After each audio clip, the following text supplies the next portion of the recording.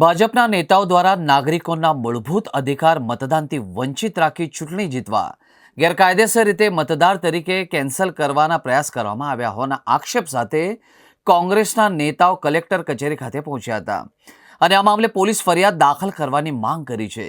આ મામલે કોંગ્રેસના નેતા નરેન્દ્ર રાવતે કહ્યું કે ભાજપના નેતાઓએ સયાજીગંજ વિસ્તારમાં 8,000 લોકોના મતદાનના અધિકારને ખતમ કરવાનો પ્રયાસ કર્યો છે। ચૂંટણી જીતવા હલકી કક્ષાની કામગીરી કરી છે। એના માટે ભાજપ માફી માંગે અને ફરિયાદ દાખલ કરવામાં આવે તેવી અમારી માંગણી છે। કોંગ્રેસના નેતા નરેન્દ્ર રાવતે કહ્યું કે એસઆઈની કામગીરીમાં વાંધા સૂચન માટે ગઈકાલે છેલ્લો દિવસ હતો। ભાજપના નેતાઓ દ્વારા ભારતના નિર્દોષ નાગરિકોના મતદાન કેન્સલ કરવા માટે ખોટા પુરાવા અને ખોટા ડેક્લેરેશન કરીને સયાજીગંજ વિધાનસભા મત વિસ્તારમાં 8,000 મતદારોના મતદાનના અધિકારને ખતમ કરવાનો પ્રયાસ કર્યો છે। લોકશાહીમાં કોઈ નાગરિકને મતદાન કરતા રોકવો એક મોટો ગુનો છે। ભાજપના નેતાઓ ચૂંટણી જીતવા માટે આ પ્રકારની હલકી કક્ષાની કામગીરી કરી છે। એના માટે ભાજપ પહેલા તો માફી માંગે। પીએમ વડાપ્રધાન મોદી, અમિત શાહ અને સીએમ ભૂપેન્દ્ર પટેલ એસઆઈઆરમાં આવી સૂચના કેવી રીતે આપી શકે? વોર્ડ નંબર 8 ઇલેક્શન નંબર 8 એમાં મારું બૂથ નંબર છે 29। એમાં મારું નામ પોતાનું કાઢી નાખ્યું છે રાઠોડ દાઉદ ખાન હમીદુલ્લા ખાન।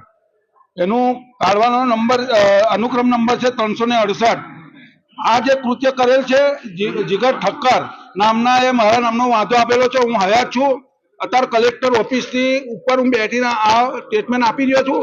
જીગર ઠક્કરે આ મારી વાંધા અરજી આપેલી છે તદ્દન ખોટી છે અને એને એના ઉપર કાયદેસરની ફરિયાદી થવી જોઈએ અને જો કોઈ એક્શન નહીં લેવામાં આવે તો હું ખુદ પોલીસ કમિશનર પાસે જઈને ફરિયાદ આપીશ એવી મારી અરજી વિનંતી છે। મારા બૂથમાંથી ઓછામાં ઓછા 194 નામ નીકળી ગયા છે। એમાં વાંધા અરજીમાં જીગર ઠક્કરનું નામ છે। એમને એપ્લિકેશન આપેલી છે। અમે હયાત છીએ, અમે રહીએ છીએ, 50 વર્ષથી રહીએ છીએ અને આ ભાઈએ ખોટી અરજી આલી એક મતને મુસ્લિમ મતને કાઢી નાખવાની કોશિશ કરી છે। એના ઉપર કાયદેસરની કાર્યવાહી થવી જોઈએ એવી મારી માંગણી અને લાગણી છે। એસઆઈઆર હેઠળ ઇલેક્ટોરલ રોલ સુધારવાની ખાસ પ્રક્રિયા ચાલી રહી છે। એવી પરિસ્થિતિમાં ડ્રાફ્ટ ઇલેક્ટોરલ રોલ પબ્લિશ થઈ ગયો।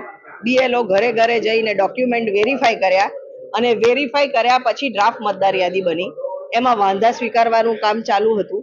સયાજીગંજ વિધાનસભામાં 114 જણે 8,000 થી વધુ ફરિયાદ કરી અને એમાં સ્પેસિફિક કોમ્યુનિટીના લોકો મતદાર નથી એ રીતની એ લોકોએ એપ્લિકેશન્સ કરી। એપ્લિકેશન્સમાં કોઈ પુરાવા નથી। બીએલઓએ ફરી રીવેરીફાઈ કર્યું। સ્થળ પર ગયા તે એ નાગરિકો પહેલા બી વેરીફાઈ કરેલા, સેકન્ડ ટાઈમ બી વેરીફાઈ થયા અને ત્યાં જ રહે છે। આ તમામ પુરાવા સાથે અમે આજે કલેક્ટર ઓફિસમાં રજૂઆત કરી છે કે જે લોકોએ આ ખોટી ફોર્મ 7 કરીને મતદારોના મત અધિકાર છીનવી લેવાનો પ્રયત્ન કર્યો છે, આ ષડયંત્ર કર્યું છે, એ લોકો સામે એફઆઈઆર નોંધાય। ફ્રોડ અંતર્ગત અને 381 સેક્શન અંતર્ગત અને 120B અંતર્ગત એ લોકો પર કાર્યવાહી થાય। પ્લસ ચૂંટણી કમિશનના જે નિયમ છે એ અંતર્ગત એમને 1 વર્ષની સજાની જોગવાઈ છે। તો એ લોકોએ ચૂંટણી કમિશનને ખોટા પુરાવા વગર ખોટા ફોર્મ આપ્યા છે એ બદલ કાર્યવાહી થાય। પ્લસ જે એઈઆરઓ ને જે ઈઆરઓએ જે આ ફોર્મ સ્વીકાર્યા પુરાવા વગર, એક સામાન્ય નાગરિક જાય તો પુરાવા વગર ફોર્મ 7 નથી લેવામાં આવતું, તો આવા બલ્ક ફોર્મ્સ જેને સ્વીકાર્યા હોય એમની સામે 2 વર્ષની સજાની જોગવાઈ કાયદા હેઠળ છે અને એ કાર્યવાહી બી ઇનિશિયેટ કરવા કલેક્ટરને અમે આજે ડિમાન્ડ કરી છે અને જો કલેક્ટર 2 દિવસની અંદર આ કાર્યવાહી નહીં શરૂઆત કરે અને અમને સંતોષકારક જવાબ નહીં આપે તો જરૂર પડે અમે કોર્ટમાં અને પોલીસ ફરિયાદ બી કરીશું। ફરિયાદી દ્વારા પુરાવા રજૂ કર્યા છે એ પુરાવાઓ આરોપીઓ પાસે છે ખરા? એક વ્યક્તિ દ્વારા 800 થી વધારે, 400 થી વધારે, 100 થી વધારે વાંધા સૂચનો મૂક્યા હોય એની અરજીઓ કલેક્ટરે સ્વીકારી કેમ? આજે અમે મતદારો લઈને આવ્યા છીએ, એમના પુરાવા લઈને આવ્યા છે ને એમણે લેખિતમાં કલેક્ટરને ફરિયાદ કરી કે હું જીવતો છું, મારું મતદાન કેન્સલ કેવી રીતે થઈ શકે અને એ કેન્સલ કરવાનો જો પ્રયત્ન કર્યો હોય તો એ સામે પોલીસ કાર્યવાહી, કાયદાકીય કાર્યવાહી કરો એવું અમે આજે લેખિતમાં ફરિયાદ કરી છે। અને જો આ 2 દિવસની અંદર કલેક્ટર દ્વારા જો આ કાર્યવાહી નહીં થાય તો ચૂંટણી અધિકારી તરીકે એમના ઉપર પણ કાયદાકીય કાર્યવાહી થાય એવું કાયદામાં છે। આ તમામ પુરાવાઓ સાથે આજે અમે ચૂંટણી કમિશનને વડોદરા શહેરમાં સયાજીગંજ વિધાનસભામાંથી 8,000 જે વાંધા રાખવામાં આવ્યા હતા એમાં 114 વ્યક્તિઓએ 100થી વધારે અને વધારેમાં વધારે 800 જેટલા વાંધાઓ મૂક્યા છે, જે લોકશાહીમાં કોઈપણ મતદારોનું મતદાન કેન્સલ કરી ચૂંટણી જીતવાનો પેતરો અને હલકટ કક્ષાનું કામ ભારતીય જનતા પાર્ટીના નેતાઓએ કર્યું છે. ભારતીય જનતા પાર્ટીના નેતાઓ નાગરિકોની માફી માગે. લોકશાહીમાં મતદારનો મતદાન કેન્સલ કરી ચૂંટણી જીતવાની હલકી રાજનીતિ ક્યારે પણ હોઈ ન શકે.